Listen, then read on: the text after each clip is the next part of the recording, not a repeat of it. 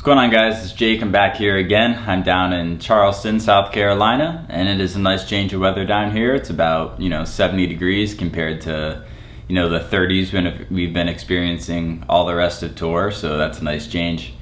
And this video is for the Petersen Events Center, kind of a little review, in depth how the tour has been going for me, all that kind of stuff. So let's get into it here. So when I last left off, I'd gotten into the Met show. I got out of that, and then I got in my car back behind the McDonald's after the show got out. So I think it was about a 4.5 hour drive from there to Pittsburgh. So I got in my car and I was like, let's try to see how much of this we can crank out tonight, just get it out of the way, because I was going to be car crashing anyway, and it's easier to sleep when you're more tired anyway. So I'm still a little hyped up from the show, and I just got in the car. Before I left, I put in my GPS. I compared with tolls versus without tolls. It'd be about a 45-minute longer drive if I didn't take tolls, but it would save me about $30. So of course I did that. It saved me some, $30. So got in, started driving. Nothing too eventful about the drive. It was dark. It was, I made it about 2.5 hours away from Philly. Then it started snowing, and all the highways out there was no street lights or anything. So it was basically just pitch black. It started snowing, and I'm from Connecticut. I'm not, I'm no stranger to snow, don't get me wrong, but it was like starting to stick to the roads a bit, and I was going maybe 10, 15 under the speed limit, where I felt like it was all right to drive in. And then I just got to the point where I was like, I'm just gonna just call it for the night. It was probably about, 3:30 at this point or so. So I pull over, go find a Walmart, all that good stuff. That's where I had recorded the last video, and that I got done. I wrapped up around 4:30 or so in the morning. So, I pulled over into the Walmart, recorded that last video, knocked out my car, woke up a little later than I expected. I got a decent night's sleep, so that's always good. Then I woke up, got my car, finished doing the rest of the drive to Pittsburgh, got into Pittsburgh. I think I got in there about 6 o'clock or so. I think I had stopped a couple times, grabbed a bite to eat, stuff like that, and then got in there about 6. I tried looking for free parking, and if I had gotten up there earlier, I'm sure I would have found it. I saw a bunch of side streets that were just packed with Phish fans' cars, and you could tell they're Phish fans, all the the Phish bumper stickers and stuff. So I drove around again for another half hour or so, and then said, screw it, I'm just gonna find a parking lot. There's one right down the street from the venue. I paid like $20 to park there. I grabbed my camera and I started heading out to the venue and see if there was a Shakedown. So I ended up kind of on, I guess, the back side of the venue was the street that I'd parked on.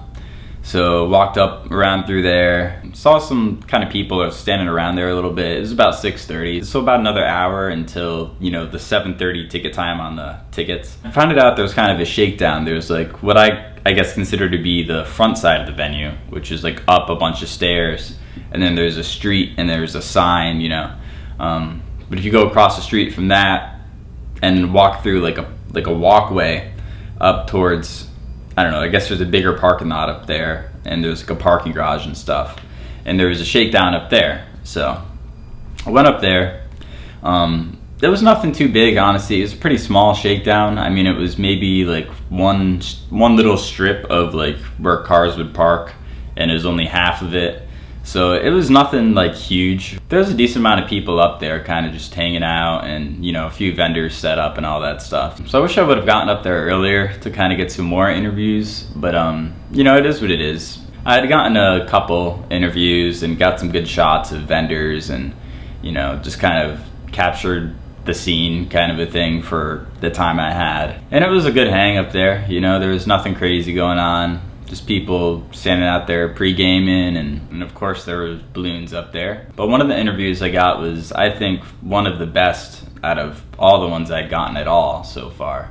It was this guy who had been on tour. He's selling t-shirts and stuff, and he'd been doing it since, I think it was like the mid-90s he started coming on. So he talked a little bit about the scene then and the scene now. and the similarities, the differences, how people are older now, that sort of a thing. I don't want to give away too much of it. I'm saving that for the documentary, but that was really good to get. That was like a really good one. That alone was worth it, I think, to even try and get something that late. Now it's about, getting close to 7:30s, maybe 7:20 or so. After I'm up in the lots, I figure let's try and get a couple shots of the venue, the outside of it, people in line trying to go in, all that stuff's like good B-roll versus nobody standing out there. So I got a few shots, walked back to my car, dropped my camera off, and grab my ticket, grab the water and a couple granola bars, and walked back over to the venue. And it was kind of a madhouse getting in to the venue when I'd gotten there. There was a lot of people trying to get in. I went in all the way on the side and then got through the doors finally. It took about 20 minutes from when I first got in line till when I was inside. And then I got to the point with the metal detectors and all that stuff, and some security guy just came out of nowhere, and I was literally about to go through, and he's like, "Hey, do you have a floor ticket?" And I'm like, "No." And he's like, "This is floor only. You gotta go all the way out, you gotta go all the way around, get back in line." So I was like, "You gotta be joking me, man." I just stood in line for 20 minutes. So I just pulled the whole, wait for him to turn around, and then I just went back in line and went through, there was no signs, nobody telling anybody before that, and I wasn't about to go wait in line for another 20 minutes, half hour. So I just went through. I wasn't trying to get on the floor, nothing like that. I didn't try. I just went in, then went up to the 100 sections and stuff like that. What I can say about this venue is that it's really it's like a modern venue. It's really cool. So it's part of the college that's there, apparently, University of Pittsburgh. And when I was walking outside, there was this big, like, really nice modern college gym, like, people work out in. And it's like all along the side of one of the sides of the venues, just windows and, treadmills and all, just workout stuff, and there's students in there working out, running on the treadmills and stuff, watching us walk by. And then in the lobby, they had like a truck giveaway or something in the middle of the floor. Like, I don't know, it was really just huge, big, massive venue, really modern, very nice. I went up the first escalator and I saw that there was like a food court, which I guess apparently, I'd read about it before going to the show. They have that's where the students will eat and stuff, it's kind of like I don't know if they have multiple, or because it's a pretty big school, but it's kind of like the dining court for the students. I wasn't sure if it was open for the show. That really wasn't I didn't go check it out or anything, but it was cool. I don't know, really, really big venue, just massive. So I went up another escalator, got up top, and there's kind of the whole, just what we see in any arena, just the walkway around the whole venue there. They had beer for sale, some food, all that good stuff. And they were selling mixed drinks up there, which is, you don't see that at every show. And what I really liked about the whole setup is that there was multiple levels you could walk around on. At a lot of these arena shows, it's just kind of the 200s would go down and the 100s would go up, and there's just one walkway for everybody to walk around on. And it's usually super, super packed because that's where all the traffic can go to, But they had, this venue, there was one on an upper level and then a lower level you could walk around on. So it was kind of divided up all of that traffic into two different layers you could walk around on. So I thought that was nice, not as congested. So I kept walking around. I saw they had a smoking section there. I mean, they don't have that at every show. So you can go outside, go for a smoke break and come back in. That's nice because, at these shows, a lot of people just smoke cigarettes inside the arena. And, that bothers a lot of people, non-smokers or people who had quit and they're having cravings or whatever. So that was really, I think, kind of a cool thing to have. I walked by there during set break and it was just completely packed because it wasn't a massive smoking section, but it was shoulder to shoulder people out there. So, I mean, at least it gives you somewhere to go and smoke, if you want to smoke. So then, I was getting close to the show time there. I walked to my seat. I was on Mike's side this time. I was in the 100s. Section 119, it was nice. It was Mike's side. I got a really nice view of the side of the stage and the band. Couldn't really see the lights all too well, but I could see the band very well, so that was really cool. I get to see what they're doing more in detail versus being in the way back. You get to see the lights really nice, but the band's just kind of little dots when you're all the way in the back, So That was nice. So they had ushers, you know, checking your ticket. It wasn't quite as much of a free for all as GA shows or anything like that. Some venues that aren't GA, they don't really have ushers there doing too much of checking if you're supposed to be where you are. So people will kind of sneak in and sit where they want to sit. But from like a crowd control, I guess, perspective, it was nice where it wasn't as like packed in people. Because I think a lot of people want to sit closer to the stage, and it was nice. It was a little roomy, one person to each seat where it should be, versus trying to squeeze people in there. Now this show was a pretty solid show. You know, I got the set list up here. 5:55 opener, AC/DC bag. There's, you know, hundreds of reviews on the internet, and this video is going to be a few days late, so you probably don't want to hear me talk about every single song in detail. You know, there's plenty of other places you can go for that, so that's not my focus of doing this kind of run through of the shows musically. But on the set list here, you know, I'm trying to think. I think the first set was really cool. I really liked it. They debuted that new tune, Victim. I'd, you know, never heard that. It was the Phish debut. No one had heard it, so that was cool. I liked it. It was a mic tune. When the Circus Comes to Town was before that. That's always a crowd pleaser because we're just one big traveling circus in a way. So first set had a good amount of songs in it. Not too much jamming in it, but it was a nice set list flow. No like songs in there that killed the energy or anything like that. So that was set one, you know, set break, and then set two here. Definitely had some interesting moments in set two. So set two opened up with Cavern, which is interesting to see. That's typically kind of like a set closer, like a high energy, like, you know, nice exclamation point at the end of a set. But it was kind of cool seeing them open with it. It's something different. You know, it's not, I'm not gonna say it's the first time it's ever been done. I think they did it in summer tour at one point. I think they opened with Cavern. Then Runaway Jim, this was like kind of the first getting into some real nice jammy territory. It wasn't like massively lengthy. It wasn't like a 46-minute Runaway Jim or whatever they did in Providence that one year. But it was really starting to get into that jammy territory, and I really enjoyed it. It was a pretty decent length, and I thought it was fun. And then this summer they've been playing a bunch of the Ghosts of the Forest tunes, but they didn't actually play the title track. So this was the debut, the Phish debut of Ghosts of the Forest, which is cool. I like that it's like a kind of like a prog rocky kind of tune. Has a bunch of different sections. It's more of like a composed tune compared to a lot of the kind of poppier stuff that Trey's been writing like as of recent. So it's a nice kind of change up. It isn't as like intricately, and the parts aren't as, I guess, skillfully inclined as tunes like Reba are.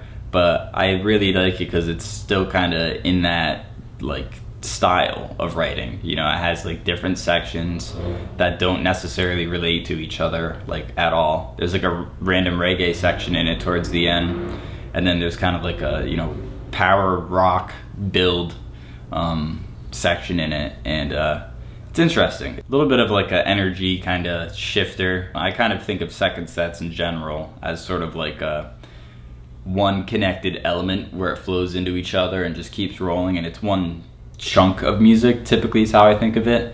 And this sort of divvied that up a little bit, not in like a bad way, but it was a little bit different from, you know, typical set twos, at least how I think of them. And then recently in 3.0 they've kind of been shifting that up anyway. Song I heard the Ocean sing, I absolutely love that tune. It's one of my favorite Phish tunes. Really nice to see that. They jammed it out a bit too. Prince Caspian into Fuego. And then I was starting to think, you know, it's getting towards the end of the second set. They're probably gonna just cap it off here. But bam, they go into You Enjoy Myself, and that, you know, the crowd erupted for that. Everyone loves Yem. I don't think I've ever talked to a single Phish fan that said they don't like You Enjoy Myself. I think that is probably their #1 staple Phish tune. It's everything that Phish is. It's intricate, it has really nice composed sections, it has like moments of comedy during the lyric part, has a really big build in it, and then it has some jamming, like really funky kind of party jamming stuff, and then it ends with a vocal jam. That's the tune that exemplifies Phish right there, and everybody likes it. So that was, everyone really enjoyed that. And then Good Times, Bad Times set closer. Love me some Zeppelin.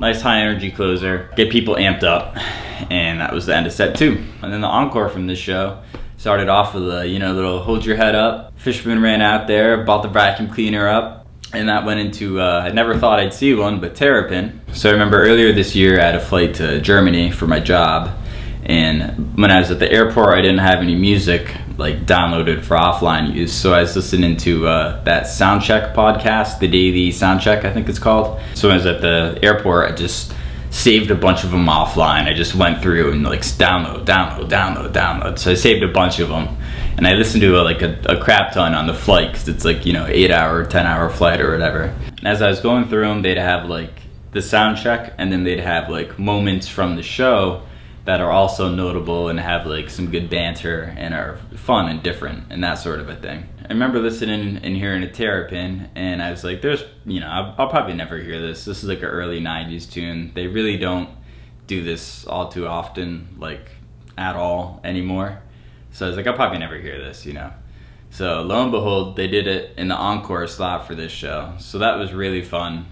Fishman was running around the stage when I'm like back and Hold Your Head Up. He jumped up on Page's piano, getting the crowd all amped up. It was a lot of fun. And then they capped it all off with Julius. Nice arena rock rager. Kind of put a nice cap to the end of everything there. And that was the end of the show. It wasn't too bad leaving. I just walked up my section, walked across the hallway, literally didn't need to walk too far this way or that way, and just went out through the door and I was out. It wasn't like a herding cattle scene. It was just walk outside and then I'm there. So then I started walking back to my car, ran into my old Providence buddy. I'd met Providence night 2 and saw him at the Met, and then we were gonna meet, but our seats were just not near each other. So we just ended up kind of doing our own thing at the show, but I ran into him then. So it was nice. He needed a ride to his Airbnb. So I was like, yeah, no problem, got in my car, and then we drove over to his Airbnb. We stopped at a Wendy's before. He bought me some Wendy's, so I appreciate that always. And then got in my car and started driving. So I think that is enough for this one. That's Petersen Events Center. Thank you guys for checking it out. I am right now in Charleston. It's actually day 2 currently. So I went to the Charleston night 1 last night. Been coming down with a little bit of a wook flu ever since I left the Petersen Events Center. I think just nights of being in these sweaty arenas and then sleeping in your car in 30-degree temperatures kind of starting to get to me. So luckily from here on out, I'm just in hotels, taking it easy, get a nice good night's rest after the show. So thanks yet again for checking it out. I'm Jake, and we'll see you guys on that.